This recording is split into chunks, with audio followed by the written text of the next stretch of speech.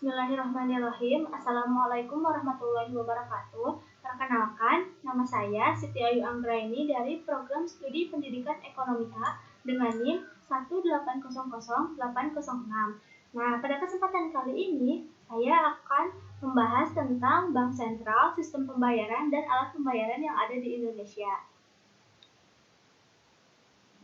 Nah, bank sentral itu sendiri mempunyai pengertian yaitu sebuah badan keuangan yang umumnya dimiliki pemerintah atau suatu pemerintah dalam sebuah negara yang mengatur kestabilan dan menciptakan tingkat kegiatan ekonomi yang tinggi dan stabil pada suatu badan-badan keuangan. Nah, di Indonesia itu sendiri, bank sentral sering disebut dengan Bank Indonesia atau BI yang letaknya atau tempatnya ada di Jakarta, di ibu kota negara Indonesia. Bank sentral itu sendiri yaitu yang mengatur seluruh keuangan-keuangan yang ada di Indonesia dan uang-uang yang menyebar pada masyarakat Indonesia. Lalu selain itu ada juga tugas, wewenang dan peran bank sentral. Yang pertama ada tugas dari bank sentral menetapkan dan melaksanakan kebijakan moneter. Nah, penetapan dan pelaksanaan kebijakan moneter ini melalui jumlah uang yang beredar dan juga tingkat suku bunga. Yang kedua ada mengatur dan menjaga kelancaran sistem pembayaran. Nah, mengatur dan menjaga kelancaran sistem pembayaran ini yaitu melalui mengatur dan menjaga kelancaran sistem pembayaran ini yaitu uang ditarik ataupun dihapus ataupun dicabut oleh bank sentral. Yang selanjutnya ada wewenang. Wewenang bank sentral yaitu menetapkan sasaran moneter dan dengan memperhatikan laju inflasi dan mengendalikan moneter. Ada 4 tahapan dalam mengendalikan moneter. Yang pertama yaitu melalui operasi pasar terbuka. Yang kedua itu ada melalui tingkat suku bunga diskonto. Terus yang ketiga itu pengaturan cadangan minimum. Yang keempat itu ada pengaturan kredit. Nah, adapun selain tugas dan wewenang, adapun peran bank sentral. Yang pertama, menjaga stabilitas moneter atau suku bunga.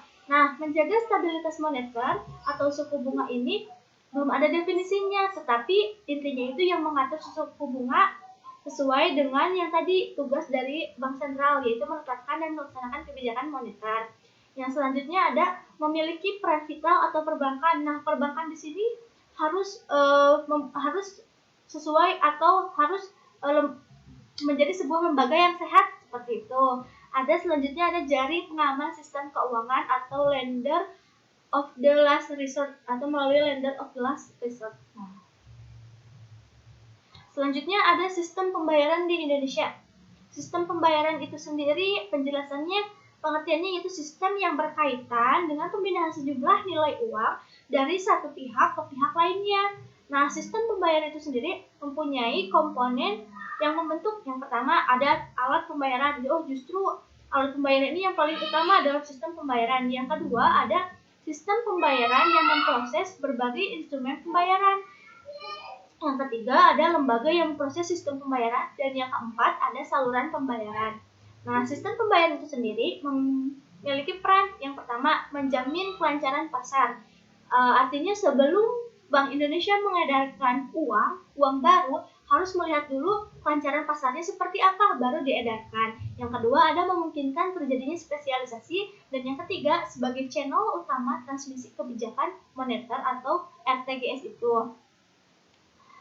Yang selanjutnya ada resiko dan ada juga pengendalian. Nah, resikonya yang sering dihadapi masyarakat Indonesia itu likuiditas, yaitu mereka memenuhi berbagai kebutuhan yang tidak wajib gitu, tidak lebih wajib dari kebutuhan yang memang wajib gitu. Jadi akibatnya kebutuhan mereka yang biasa saja terpenuhi, sedangkan yang wajib itu tidak terpenuhi, sedangkan pendapatan mereka itu cukup untuk yang kewajiban saja, seperti itu kebutuhan yang kewajiban saja. Adapun pengendalian dari sistem pembayaran, yang pertama memberikan izin penyelenggara sistem pembayaran melakukan sosialisasi dan edukasi. Contohnya itu ketika waktu di auditorium FPEB lantai 6 ada melakukan sosialisasi dan edukasi oleh Bank Indonesia, yaitu pemunculan pertama kali aplikasi KRIS seperti itu. Adapun peran Bank Indonesia dalam sistem pembayaran. Nah, Yang pertama yaitu pengaturan dan pengelolaan kelancaran sistem pembayaran nasional. Poin pertama dengan poin kedua itu hampir sama. Yang kedua itu mengeluarkan dan mengedarkan uang rupiah serta mencabut, menarik, dan memusnahkan uang dari peredaran. Berikut tahapan-tahapan sistem pembayaran nasional. Yang pertama itu sebelum uang itu diedarkan kepada masyarakat harus direncanakan dulu atau dikelola dulu apakah uang itu cacat atau tidak untuk diedarkan. Yang kedua yaitu setelah tadi pengedaran ada yang namanya setelah tadi perencanaan itu ada juga mengedarkan uang rupiah kepada masyarakat melalui bank-bank umum, lalu mencabut uang yang memang sudah tidak lagi layak gitu untuk diedarkan.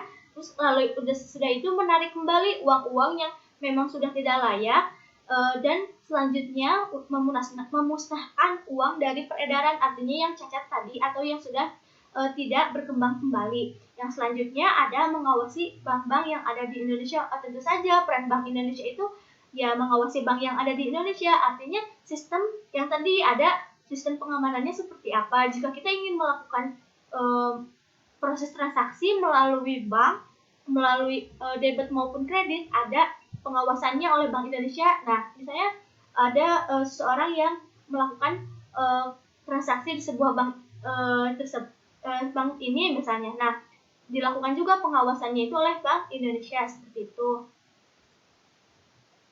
Selanjutnya ada penyelenggaraan sistem pembayaran non tunai. Nah, yang sudah sejak revolusi 3.0 sistem pembayaran non tunai ini sudah tinggi gitu, sudah mulai tinggi. Masyarakat Indonesia sudah menggunakan lagi non tunai karena sifatnya yang mudah gitu, seperti itu. Tinggal memasukkan kartu dan sifatnya itu sangat mudah. Nah, sistem yang pertama ada sistem BIRTGS, Bank Indonesia Real Time Gross System Server, yaitu yang menyelesaikan setiap transaksinya dilakukan waktu itu saja gitu. Nah, sistem BIRTGS ini pertama kali dimunculkan oleh Bank Indonesia pada 17 November tahun 2000. Nah, berperan penting dalam proses aktivitas transaksi pembayaran yang termasuk High Value Payment System atau HVPS, atau transaksi yang bernilai yang 100 juta ke atas dan bersifat segera atau urgent.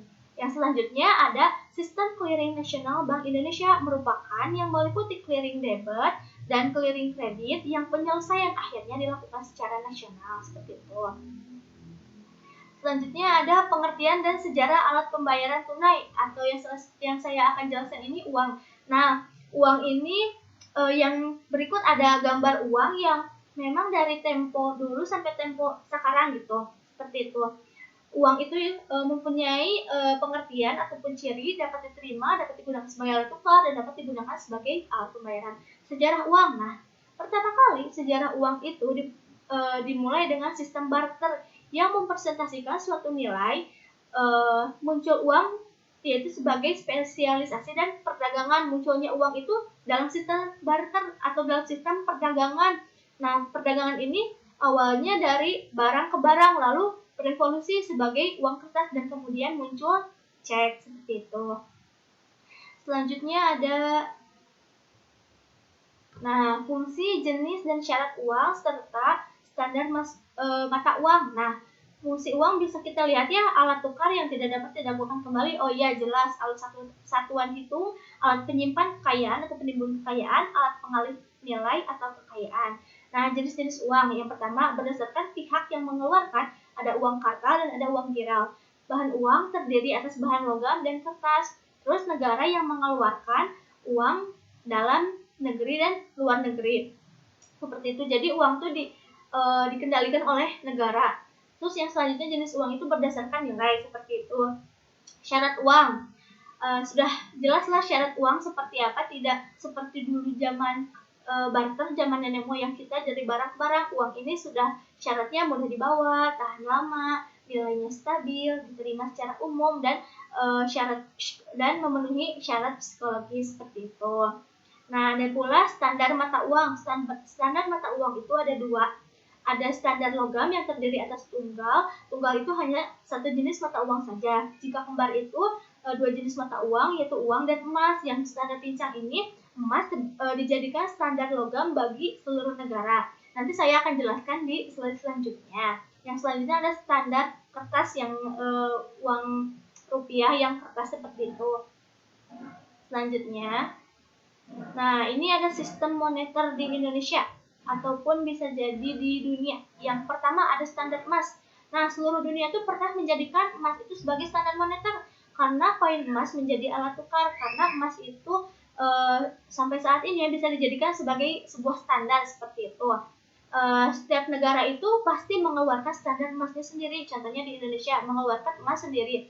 Nah, dengan emas ini orang bebas melebur dan menjual koin emas sendiri dan bisa menjualnya sewaktu-waktu. Setelah standar emas, ada sistem kurs tetap dan terkendali, yaitu para direktur IMF percaya bahwa permintaan dan penawaran uang akan bergeser ke titik keseimbangan kembali, seperti yang sudah saya buat di presentasi PowerPoint seperti ini. Nah, karena sistem kurs dan tetap dan terkendali itu tidak bisa lagi dipengaruhi oleh penawaran ataupun permintaan, nah IMF yaitu salah satu lembaga bank dunia itu mengeluarkan sistem kurs mengambang bebas, artinya dengan menyerahkan sistem sepenuhnya kurs mata uang pada pasar tanpa campur tangan pemerintah.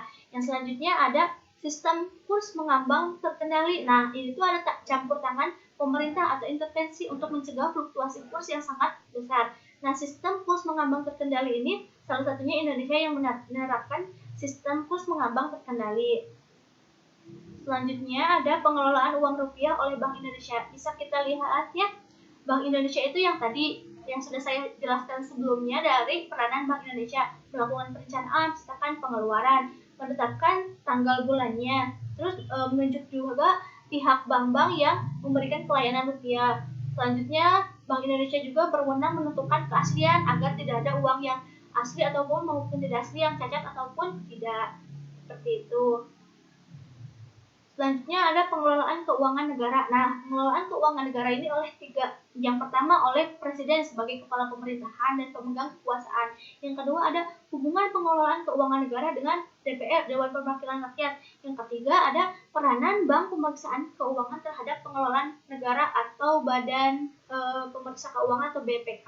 Nah, selanjutnya ada alat pembayaran non tunai. Nah, merupakan alat pembayaran atas barang dan jasa yang tidak melibatkan pertukaran uang tunai. Pembayaran non tunai ini tidak tercapai hanya dengan bertukar alat pembayaran. Nah, alat pembayaran non tunai ini sudah sejak revolusi industri di Indonesia ataupun di zamannya sudah beken seperti itu, sudah tinggi gitu. Masyarakat pula sudah menggunakan alat pembayaran non tunai.